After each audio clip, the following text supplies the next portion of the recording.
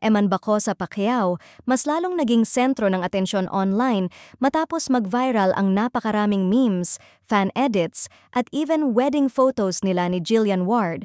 Mga content na ginawa ng netizens na tila sinasabing sila na ang susunod na dapat abangan na tambalan. Sa halip na mabigla o mainis, mas lalo pa raw siyang natuwa dahil ramdam niyang galing sa genuine na kilig at suporta ng fans ang lahat ng ito.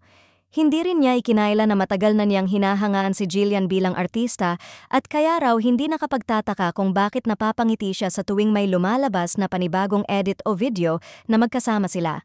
Araw-araw halos may bagong lumalabas na memes na ginagawang mag-asawa, magnobyo o leading couple sina Eman at Jillian.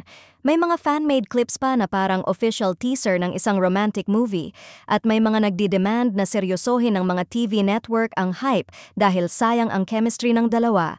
Sa isang viral thread pa nga, may mga netizens na nagsabing handa silang mag-stream, mag-trending at mag-campaign kung sakaling magkaroon ng love team project ang dalawa dahil bihira raw ang pairing na kahit sa unang tingin pa lang ay nakakabuo na ng natural na spark.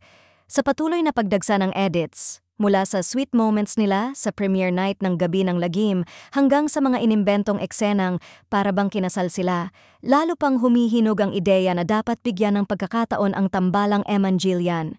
Marami ang naniniwalang perfect combination daw sila, si Eman na may refreshing aura at boy next door charm, at si Jillian na kilala sa effortless sweetness at strong screen presence. Dahil dito, mas lumalakas ang panawagan ng publiko na mabigyan sila ng isang romantic film, youth-oriented serye, o kahit guesting man lang na magkasama para tuluyang masubukan ang kanilang chemistry on screen.